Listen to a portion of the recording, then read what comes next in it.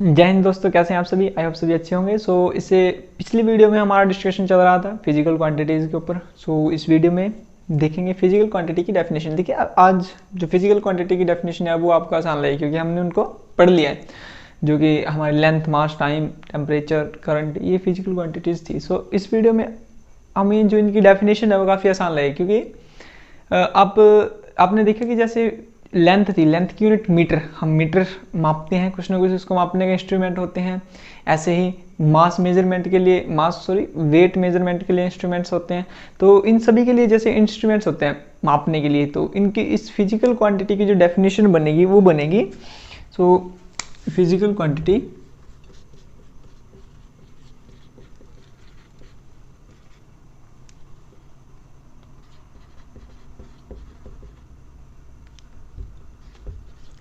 Physical quantity की जो definition बनेगी वो बनेगी the quantities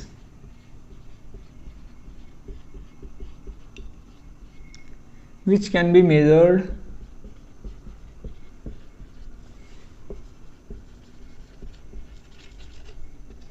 by an instrument and represents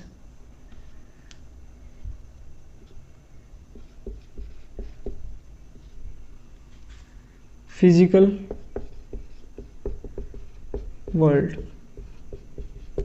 physical world क्या है? जो हम आसपास देखते हैं सभी फिजिकल वर्ल्ड है। इन चीज़ों को जो रिप्रेजेंट करें और किसी न किसी इंस्ट्रूमेंट, मतलब किसी न किसी हम साधन से उनको माप सकते हैं। ऐसी जो क्वांटिटीज़ होती हैं, ऐसी जो चीज़ें होती हैं, उनको हम फिजिकल क्वांटिटी बोलते हैं। तो ये तो फिजिकल क्वांटिटी की यूनिट थी। एग्जाम्पल आप लिख सकते हैं। एग्जाम्पल हो गया लेंथ, मास, टाइम, एटसेट्रा। 7 ही होती हैं physical quantities. There are only 7 physical quantities. There are only 7 physical quantities. तो 7 फिजिकल क्वांटिटीज होती हैं। पी क्यू एक शॉर्ट नोटेशन है इनको, इतना बड़ा नाम थोड़ी लिखेंगे बार बार। तो फिजिकल क्वांटिटीज को मैं आगे पी क्यू से लिख दूंगा। तो कोई भी फिजिकल क्वांटिटी है वो इस टाइप की होती है। Physical quantity is equal to N into U. यहाँ पे जो एन है वो है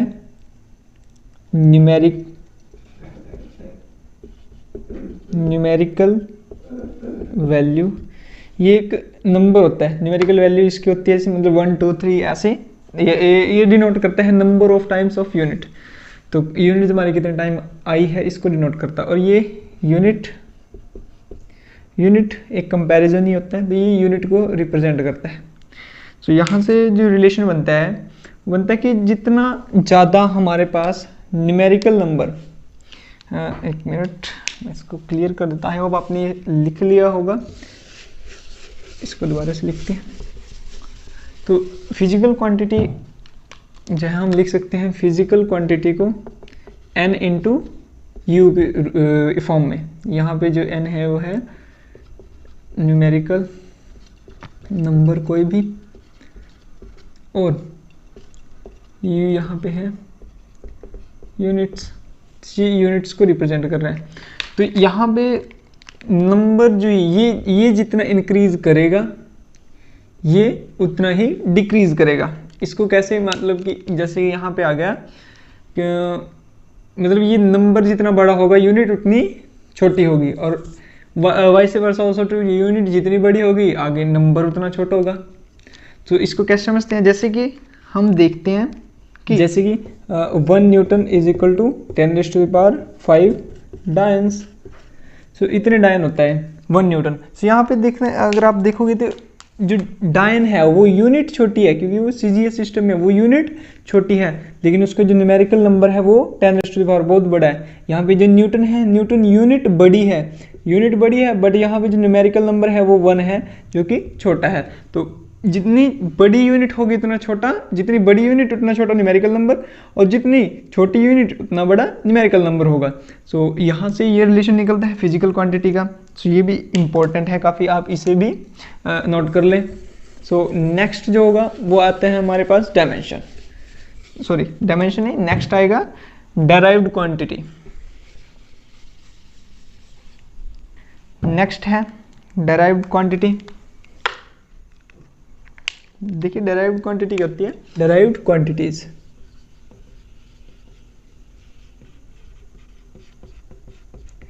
डेराइव्ड क्वांटिटीज क्या होती हैं, the quantities which are made up with two और more physical quantities, the quantities which are made up of two or more physical quantities, दो या दो से ज़्यादा फिजिकल क्वांटिटीज़ या फिर फंडामेंटल फिजिकल क्वांटिटीज़। फंडामेंटल क्या होती हैं, जो कभी चेंज नहीं होती। फंडामेंटल वही length, mass, time, temperature, current etcetera, ये सभी अपनी 7 जो फिजिकल फंडामेंटल क्वांटिटीज़ हैं, अगर उन्हीं को मिला करके अगर उनमें से कोई दो या फिर दो से ज़्यादा क्वांटिटीज़ को हमने उठा लिया और कोई अलग क्वांटिटी बना ली। फॉर एग्जाम्पल हमने वेलोसिटी तैयार किया, मान लो वेलोसिटी एग्जाम्पल है, वेलोसिटी जो कि डिस्प्लेसमेंट अपॉन टाइम से मिलके बनी होती है। डिस्प्लेसमेंट मीन्स एक लेंथ है, लेंथ भी एक फंडामेंटल क्वांटिटी है, फंडामेंटल फिजिकल क्वांटिटी, टाइम भी फंडामेंटल फिजिकल क्वांटिटी। तो ये हो गई हमारे पास डेराइव्ड क्वांटिटी। स्पीड हो गया, मोमेंटम हो गया, फोर्स, वर्क एटसेट्रा, सभी जो है वो डेराइव्ड क्वांटिटीज़ हैं और इनकी जो यूनिट्स हैं वो डेराइव्ड यूनिट्स हैं, और जो फंडामेंटल क्वांटिटीज़ की यूनिट हैं वो फंडामेंटल यूनिट्स हैं, 7 है वो। सो नेक्स्ट है हमारे पास, ये होगी डेराइव्ड क्वांटिटी। इससे आगे लास्ट है वो है सप्लीमेंट्री क्वांटिटी।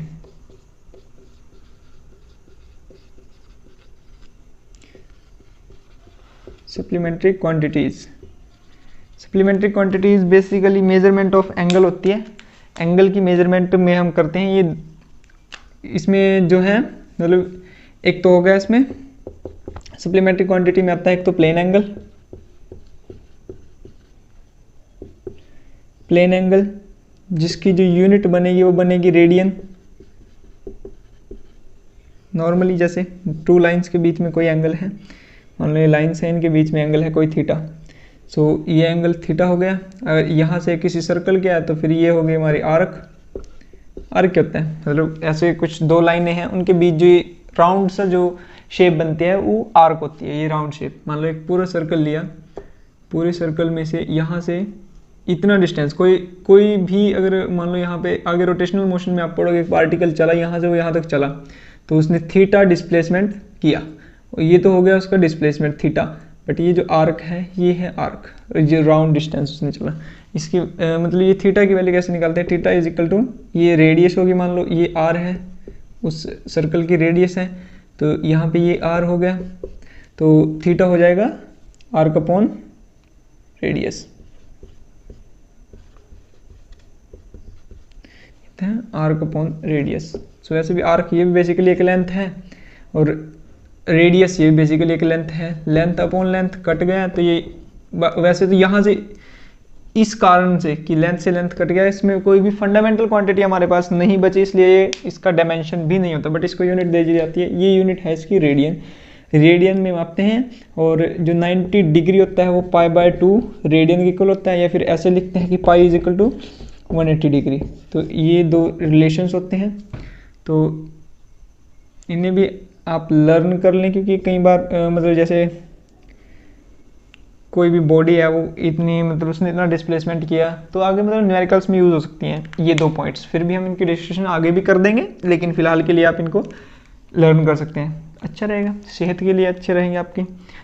और नेक्स्ट जो रहेगा वो है सॉलिड एंगल, ये तो हो गया। तो इसके मतलब जैसे यहाँ पे यूनिट ना ही बनी, तो आगे हम डायमेंशन में पढ़ेंगे कि डायमेंशंस की कुछ कंडीशंस होती हैं, सेम यूनिट है तो सेम डायमेंशन बनेगा, और सेम अगर यूनिट ही नहीं है तो फिर डायमेंशन नहीं बनेगा।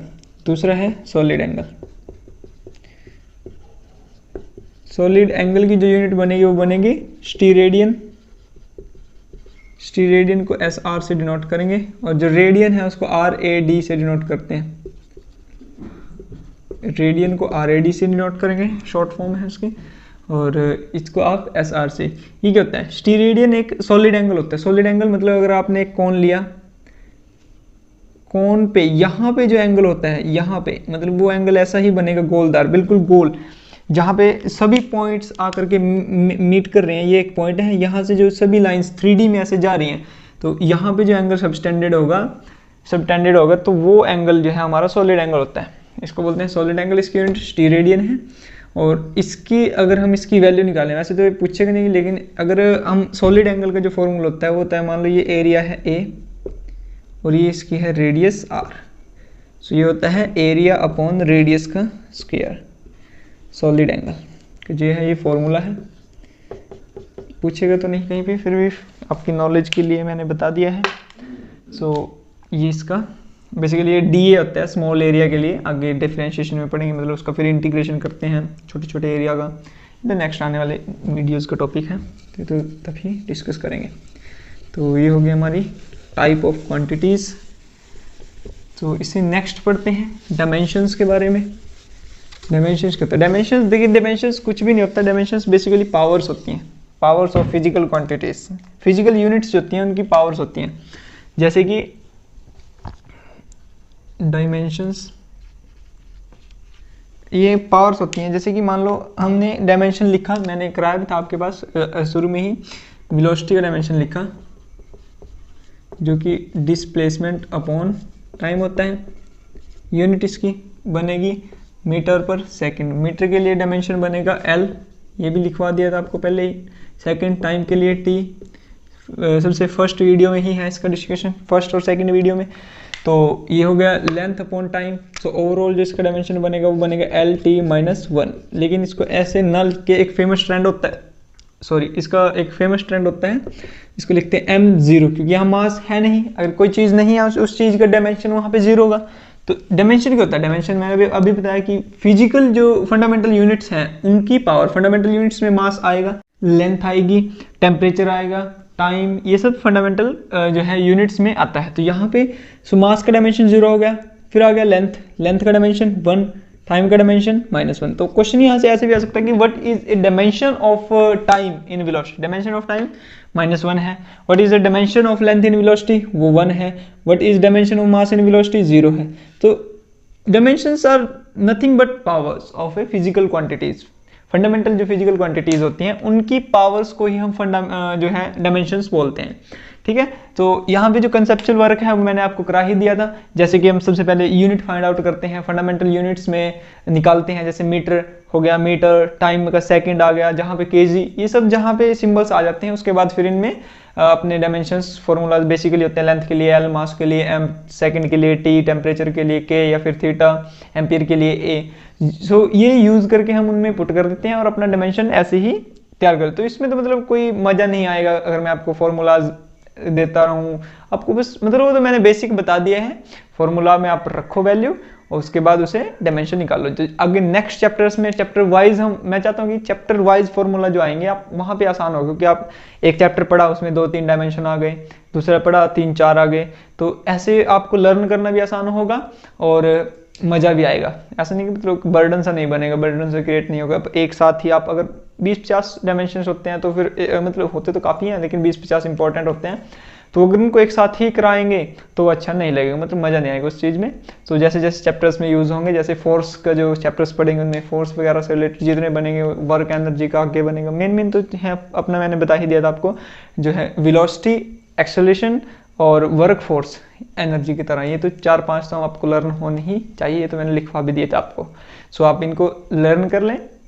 इस वीडियो में इतना ही, मिलते हैं इसके नेक्स्ट वीडियो में, तब तक के लिए जय हिंद।